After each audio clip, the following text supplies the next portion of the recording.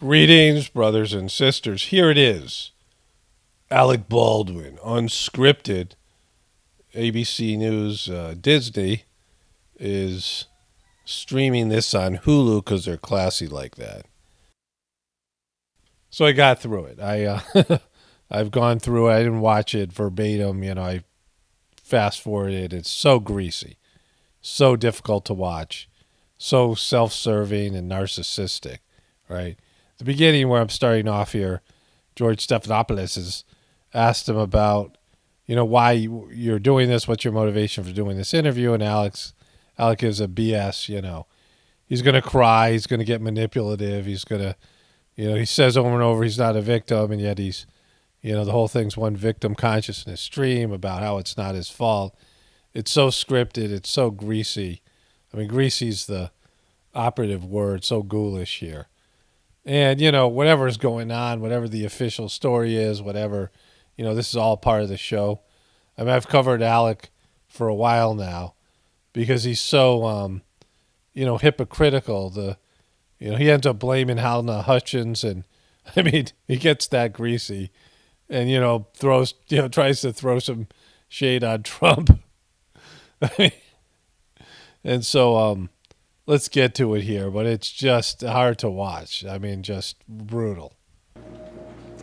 I felt there were a number of misconceptions, most of it from sources I really wouldn't concern myself about, but a couple that I did concern myself about where there were these authoritative statements about this is what happened.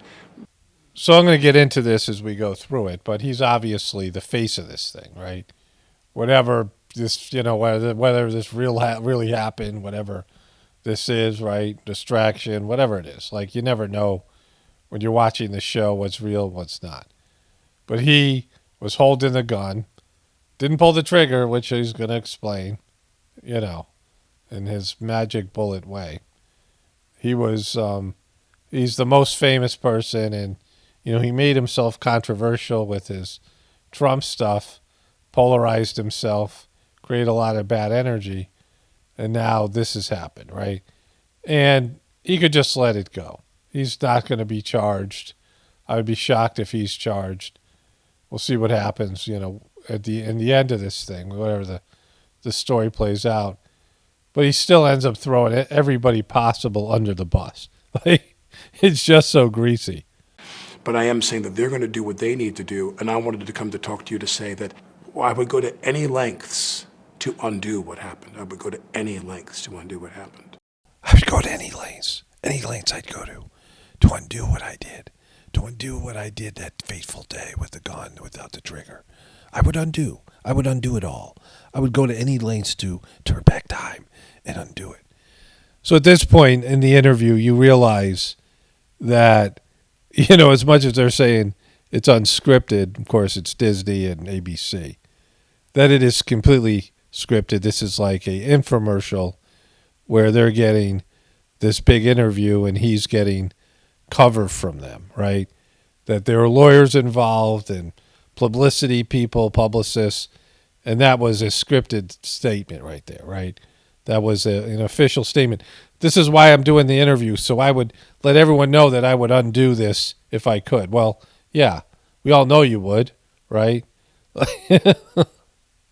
I mean, we could just assume that you would go to any lengths to undo what you did. And, yeah, of course, this is a bad thing that happened, tragedy to this woman. I mean, that's the official story. And, of course, you would undo it. Like, but you can't. Why are you even saying that? Like, he would go to any lengths to turn back time and, not point the gun at her. He would go to any lengths. Well, yeah, oh, sure, okay, great. It's just, fantasy. Use your imagination there, Alec, right? When I talk about this, my concern is that I don't sound like I'm the victim.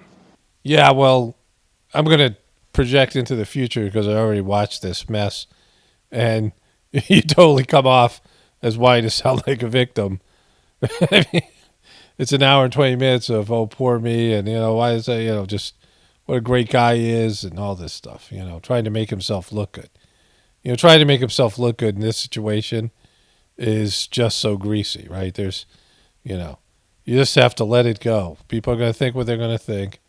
and you already screwed yourself, and your wife helped out, right?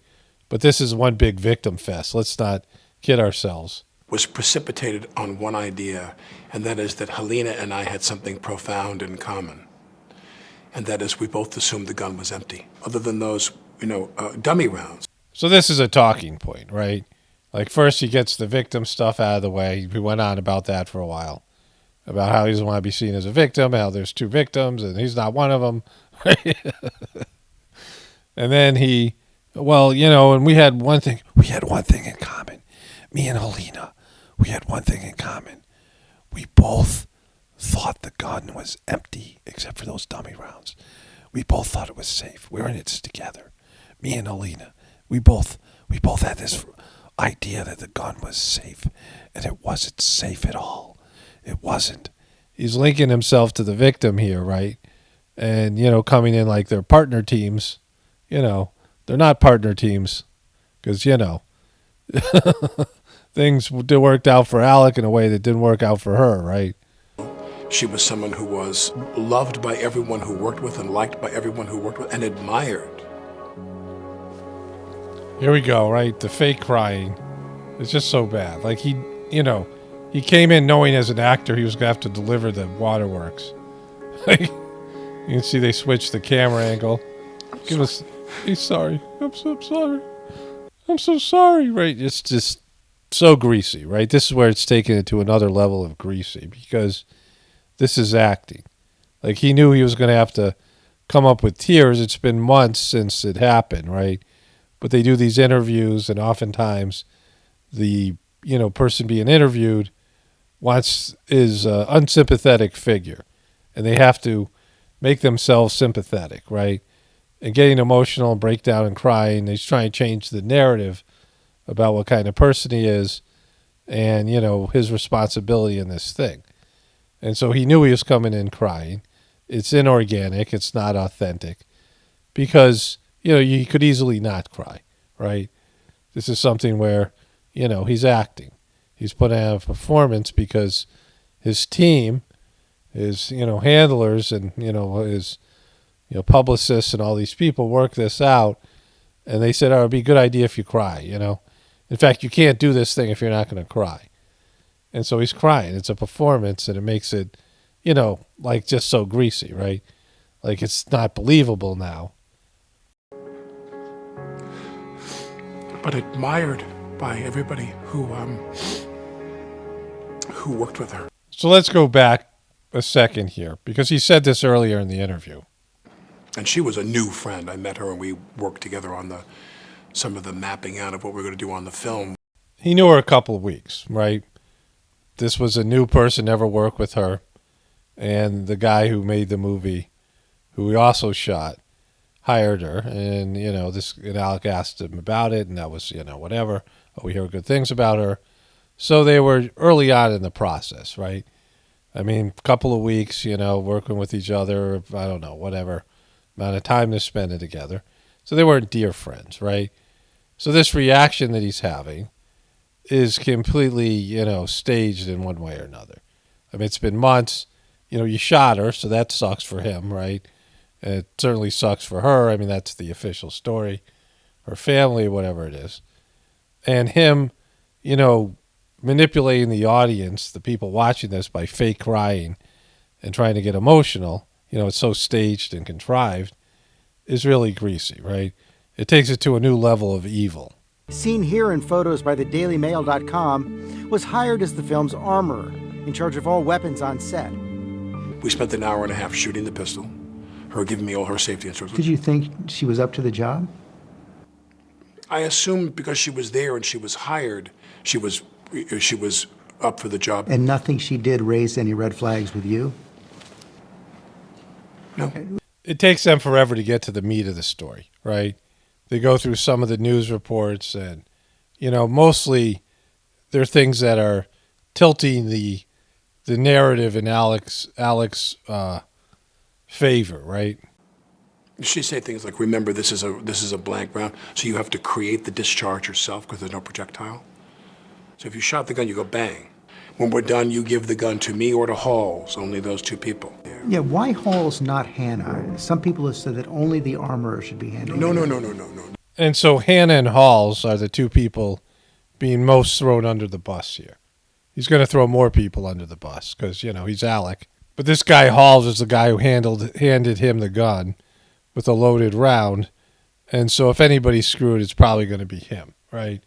He's going to, more than likely be the scapegoat. Think about anything else. He goes, my men need better hotel rooms. My salary back to the production to pay for X. So you had no sense from anyone on the set that people had been stretched to the point where safety was compromised? No. I never heard one word about that, none. So I just showed you a little bit of this to conserve time. And the, Stephanopoulos did a big piece here on how these, multiple crew members were walking out because they weren't being paid. They weren't given the hotels they were guaranteed. And the movie was falling apart. And I'm including this because Alec is going to start crying about how he loved making this movie, right? But he's a producer, right? He's a producer. He's a guy who, the gun went off in his hand mysteriously, and he's the one who shot the person. He's the biggest name, and he's the face of this thing, right? This is why they're making this contrived, greasy attempt to save his career and image, right? But all these things make him, people are going to say he did it, right? Because he did do it. Like, he's the one holding the gun. He was a producer, and it was a mismanaged film, right? Spielberg wants to save money. Tom Cruise wants to save money. But hey, you're no Spielberg or Cruise, right? You know that. I mean, I know Tom Cruise, and sir, you're no Tom Cruise. Everybody who makes movies has a responsibility not to be reckless and careless with the money that you're given. Those are men who make movies that cost $205 million. And I'm making movies that cost $5 million or thereabouts. The question, though, is... Yeah, and somehow they managed not to shoot anybody. Bro, they don't shoot anybody. You did. Like, who cares about the budget, all that stuff, right? Like, now it's important because someone got shot. And, like, if there's such neglect and you're the producer and the big star, some of it's got to come back to you. But he's trying to be Teflon man here, Teflon boy.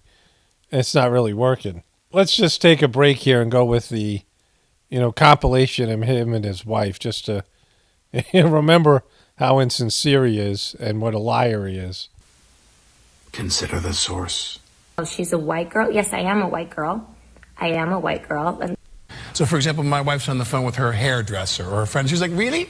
Okay, I can't wait to see you. That's going to be great. Fantastic. What time? 12 o'clock? My wife is from Spain. Mm-hmm. And she said, blah, blah, blah. we have very few ingredients. We have tomatoes.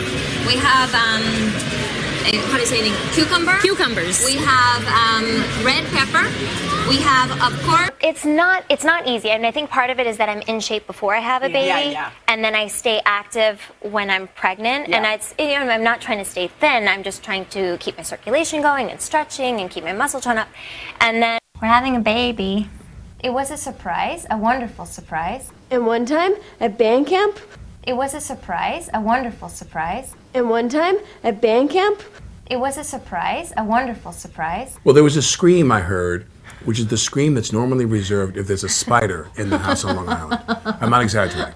So the first part of the book is philosophy on how to live very namaste. I have 3 little babies. I live kind of a crazy life between work and them and everything else. So it's just, how to stay calm and centered and deal with things that are coming at you. Then we could talk about food. Consider the source. She's a white girl. Yes, I am a white girl. I am a white girl. Were costs being cut at the expense of safety and security? In my opinion, no, because I did not observe any safety or security issues at all in the time I was there. And so now we get to the meat of the story, and it gets really ridiculous and, and more greasiness and self-serving ghoulishness. That morning, Looper and 6 other crew members walked off the set. Filming continued with a replacement camera crew. Scene 118 in the church was slated for after lunch. Everybody there was having a positive experience. Except for the two people you shot and, all the people that walked out that day and, posted stuff on social media and the whole basic rebellion you had. You mean you were having a positive experience, right? Who are professionals, who have really good jobs in a field they love. And I looked at all these people and I see how hard they work. They're so hardworking. And I looked at all these people and saw how hardworking they were. They were hardworking. They were working hard. They worked hard to work hard.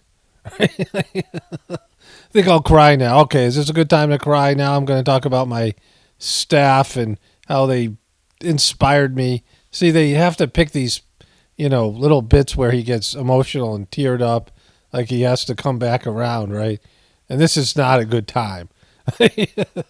Compared to shooting somebody and somebody dying, talking about how hardworking everybody was on the set of a movie, right? they're so conscientious. And you're around people, and you're part of one of the great collaborative processes in the world, movie making. So this is the moment he's crying because he loves his art so much, right? He loves making films. He loves all this. And, it'd be a tragedy if he couldn't make them anymore just because of one stupid mistake. And, everybody feel bad for me. And he's getting emotional and trying to connect with his audience. And whoever talked him through this, whoever idea this was, completely failed him. Whether he's doing this on his own or one of his handlers put him up to this, because people don't want to hear that crap, right? People are suffering from inflation, just all of it, their own personal lives, and they want to hear how great it is to make a movie, and especially some crappy B movie where the staff was walking out, where he's, fake crying here. I mean, everyone moving like a watch to get everything done. And when you kind of, I don't make that many movies anymore. Yeah, because you suck, right? I mean, your best days are behind you, bro. To leave my family for 4 weeks and go shoot this movie, that was a big deal. And I'm sitting on this pew. What is this pew that you speak of? And so help me God. I sat on that pew right before they called lunch, and I said, this movie has made me love making movies again. And then you shot 2 people. The tragedy of it, right? He was just starting to love making movies again because of the camaraderie and everybody working like a clock. And then he's sitting on a pew having a existential moment, a moment of zen. And then, lo and behold, he accidentally shoots a couple people. What are the odds? What are the odds of that happening? Because I used to love to make movies. I did. See him crying over Hal Hutchins, who we only knew for a couple weeks. And this is, months ago this happened. Completely staged, they want to, everything I covered before. But he's really letting the waterworks fly for his love of movies. Like let's protect the movie industry now because, it'd be a calamity if they didn't allow these guys to run around with loaded guns on these movie sets. I worked with people once. I was going to do the movie The Edge. And they called me and said they got Tony Hopkins to do the film. What do you make of it? Yeah, look, if we're here. And I started sobbing. Yeah, I sobbed too. The movie sucked so bad. I was sobbing. The plot line here is Alex banging Elle McPherson, who is Tony Hopkins' wife, right? And he's going out to the tundra, the wilderness of Canada or something, Alaska. He's going to try to kill him, right? The whole idea is he's trying to kill him, and then they get lost in the middle of nowhere, and they have to work together to survive. Alec doesn't make it, So it's kind of interesting he brought up that movie. I just started sobbing because I thought, oh God, I'm going to have a chance to work with this guy. And possibly accidentally shoot him. Any chance you could go easy on me? When they cast me in It's Complicated with Meryl, I thought, I'm going to get to go make a movie with her.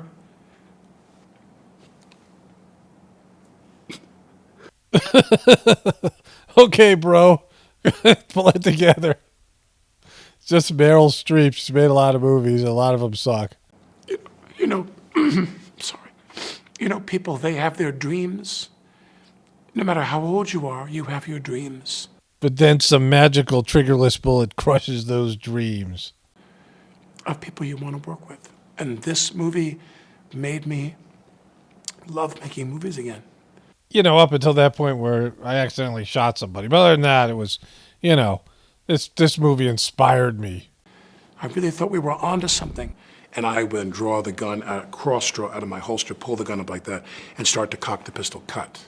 I'm handed a gun, and someone declares, they said, this is a cold gun. So this is the money shot, right? This is where he's going for the big sell, that it wasn't his fault. Dave Halls. The first AD, in my years on the sets of film, hot gun meant that there was a charge in there, and cold gun meant there was nothing in there. And so for him, like this, he's trying to say that he didn't know there was any blanks in there. That's what, you know, he's inferring here, which doesn't make any sense at all, that there would be no blanks in there. But even if there were blanks, it was a live round. It was a bullet, right? There was bullets on the set. One made it into the gun. That's the contention here. Alex says he had no way of knowing that happened. He had no way of controlling it. Somebody handed him a gun with a live round in it. And then, you know, he accidentally shot one of his crew members. When he's saying this is a cold gun, what he's saying to everybody on the set is, you can relax. The gun is empty. This is a marking rehearsal where I'm going to show her. She's standing next to the camera. She's like this. You're me. Okay, Alec, I'll make sure you don't shoot me here. I just want to be safe. There's no loaded guns here, right? You're not going to shoot me accidentally because, you know, you have a poor track record here, buddy. It swivels, and she says to me, hold the gun lower. Go to your right. Okay, right there. All right, do that. Listen to the manipulative ABC Disney music behind this story, right? They're really going for the suspense here. Show it a little bit lower, and she's getting me to position the gun. Everything is in her direction. She's guiding me through how she wants me to hold the gun for this angle. So this is where it gets really greasy. I mean, I saw this morning on New York Post, which is, you know, sort of right-wing leaning publication. Alec Baldwin blames the victim in sickening interview. And you can see it as he goes through it. They got some, you know, they're crapping all over him. But this is where he completely says it's, you know, she's the one. This is where he really throws that he shot under the bus. I draw the gun out and I find a mark. I draw the gun out and I find a cut. And what's really urgent is the gun wasn't meant to be fired in that angle. Why is that urgent, right? What are you talking about? You're not aiming. I'm not shooting to the camera lens. I'm shooting just off. Just off. Right, in her direction. I'm holding the gun where she told me to hold it. I mean, she told me to point the gun at her, and then it went off, and, you know, it's almost like a suicide. I mean, I was just telling her, I wasn't pointing the gun. She told me where to point it, and I pointed it out. You know, it's like her fault. Which ended up being aimed right below her armpit, was what I was told. I don't know. This was a completely incidental shot, an angle that may not have ended up in the film at all. Listen to ABC's foreboding music. Is, you know, like, it's so greasy, right? They're greasy, he's greasy, the whole thing's greasy. Now in this scene, I'm going to cock the gun. And I said, do you want to see that? And she said, yes. So I take the gun and I start to cock the gun. I'm not going to pull the trigger. Because that would be crazy and irresponsible. I said, do you see that? She goes, well, just cheat it down and tilt it down a little bit like that. And I cock the gun. I go, can you see that? Can you see that? Can you see that? Dude, you're not helping your case at all. You're looking really creepy here.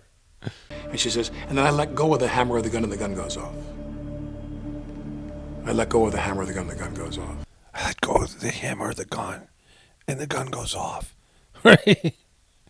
And so he's trying to say that he pulled the hammer of the gun back. He's later going to get into how there was a live bullet in the chamber. And so he pulled the hammer back.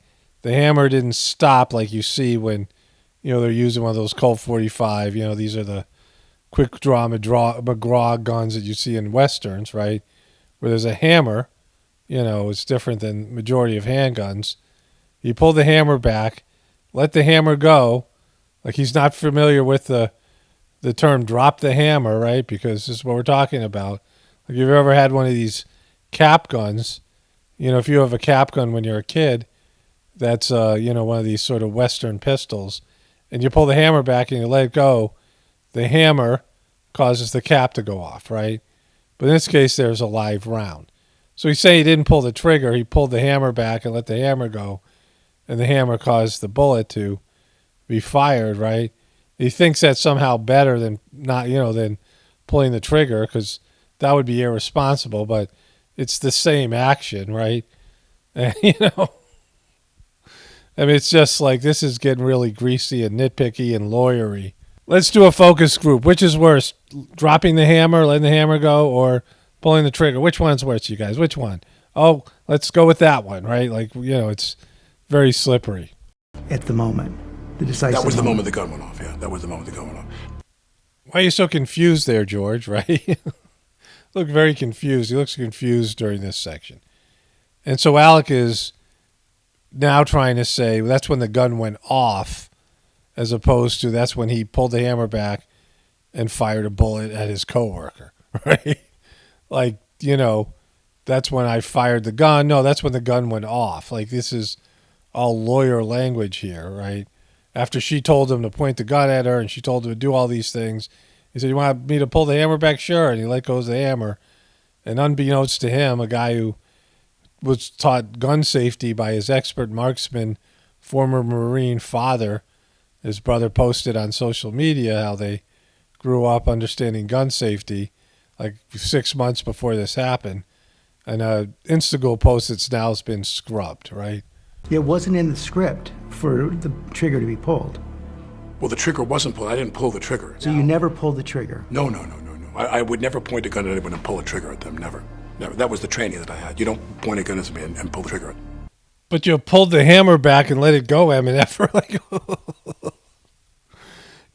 that's manually pulling the trigger. The trigger pulls the hammer back and then releases the hammer. That's how the gun works. If you manually pull the hammer back, and I don't know if that's possible. I don't know if, because it's supposed to cock. I don't know anything, right? In terms of, what actually happened here. But the distinction is so small. And Hall's attorney told ABC News that he was watching and agrees that Alec did not pull the trigger and that his finger was outside the trigger guard.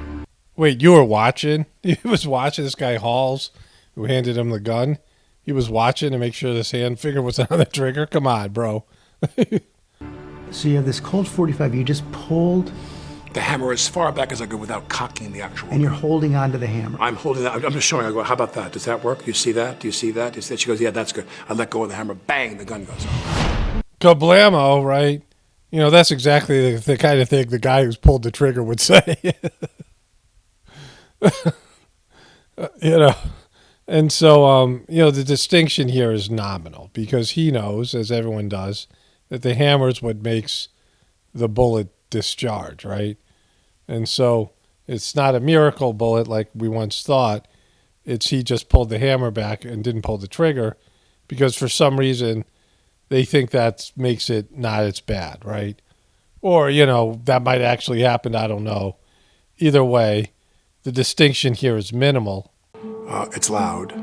They don't have their earplugs in. No one was. The gun was supposed to be empty. I was told I was handed an empty gun. If there were cosmetic rounds, nothing with a charge at all, a flash round, nothing. Well, Alec, it almost sounds like you're a victim here, and you're not at all responsible for anything that happened. She goes down. I thought to myself, did she faint? Nope, you shot her. You pulled back the hammer of the gun, and there's a live round, and you shot her, right? That's what happened. He says he didn't know that she was shot until 45 minutes later. Because remember, the idea that someone put a live bullet in the gun was not even in reality. She takes her phone and she slides it across to me. She says, that's what came out of Joel's shoulder. A 45 caliber slug. It was a real bullet. A kind of insanity-inducing agony of thinking that someone put a live bullet in the gun. So this is where the majority of the blame is being blamed, because they don't know who brought live ammo, live 45 caliber bullets onto the set, right? They talk about a little bit here in a moment. I'll go through that. That's what they're saying. Somebody brought some of this ammo onto the set, and because of that, a real bullet was put in a gun that was, on the set of a movie, And when that happens, there's a good chance someone's getting shot, right? At least the gun's going to go off and the bullet's going to fly around. You know, the chances are pretty high, right? And so there's where the criminal activity takes place, but also the overall negligence. I mean, there's so much here. People who aren't trained properly, budgetary issues, chaos on the set, people going on strike, Alec being both the producer and the star of the movie. There's some of the blame falls on him, right? There's just no way around this, based in this official story.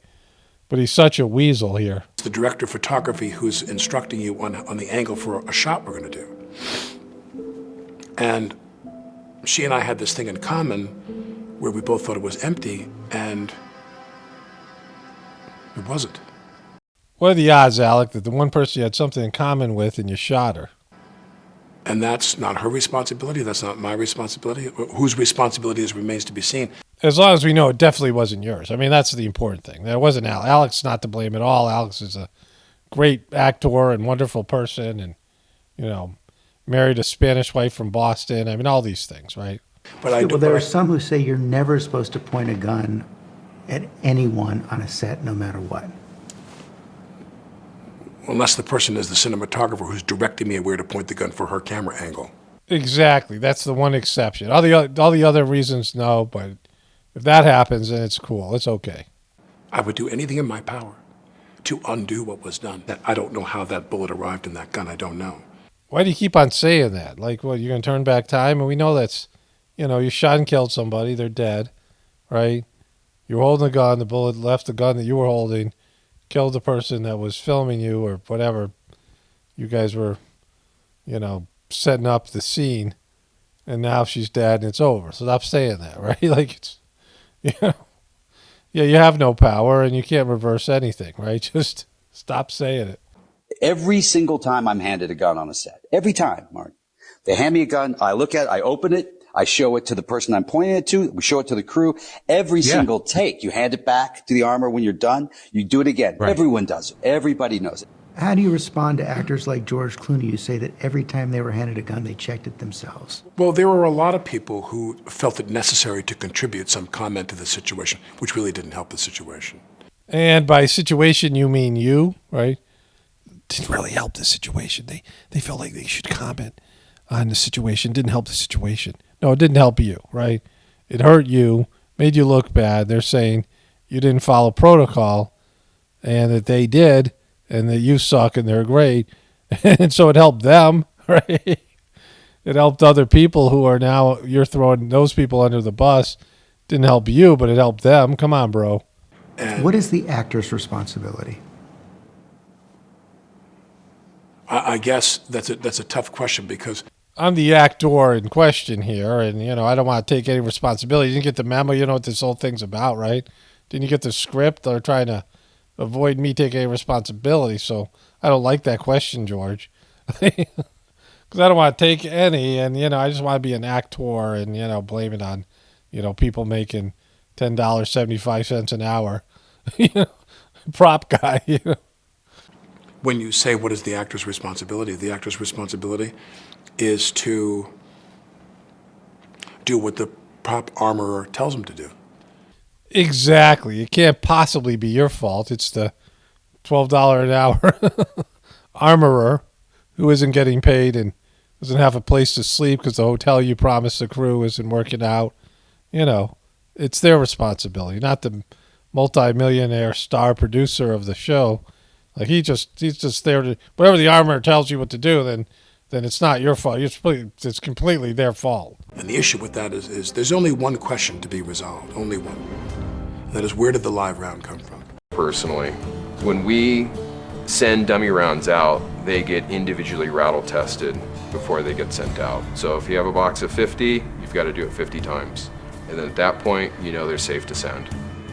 So there's a lot of discussion here about how live rounds got onto the property. Someone brought multiple 45 caliber bullets and they got mixed up with the dummy rounds.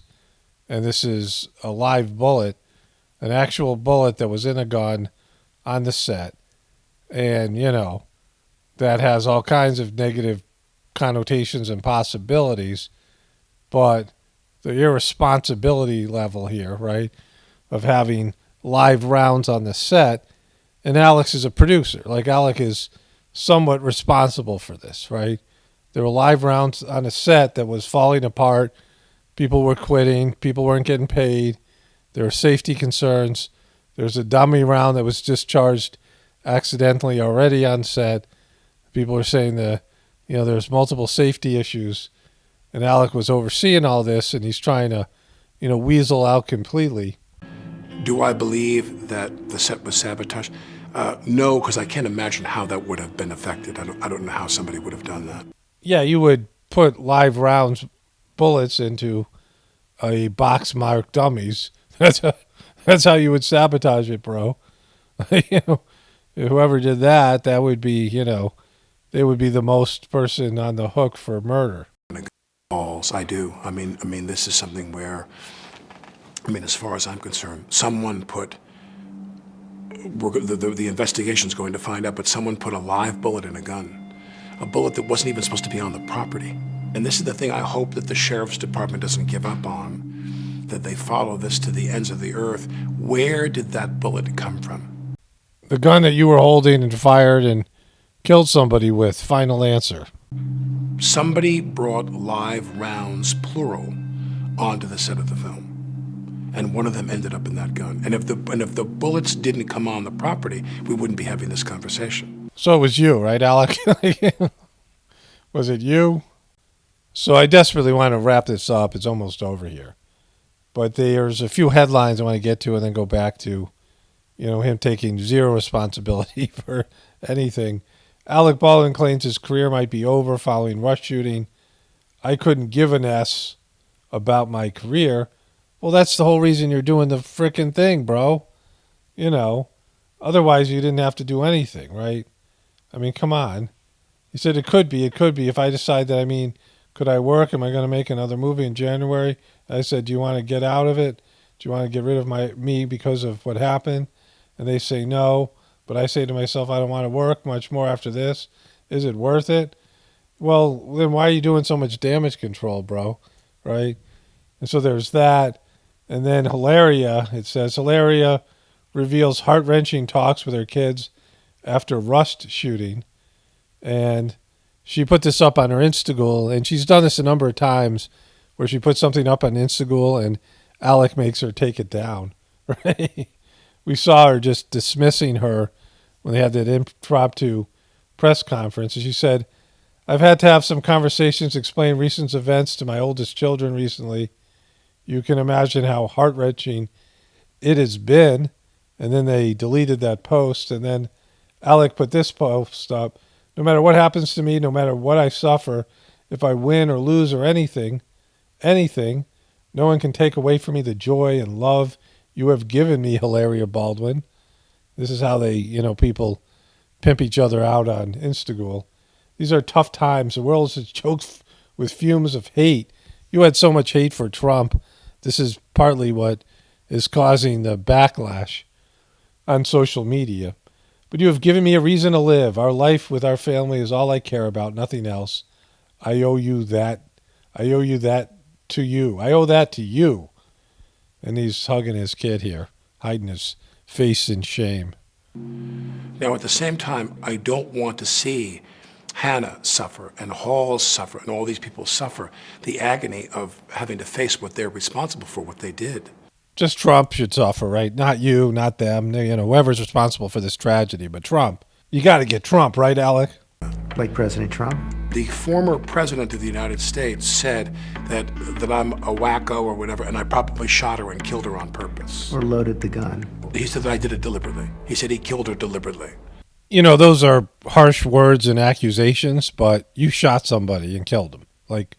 Know the distinction here, Alec, right?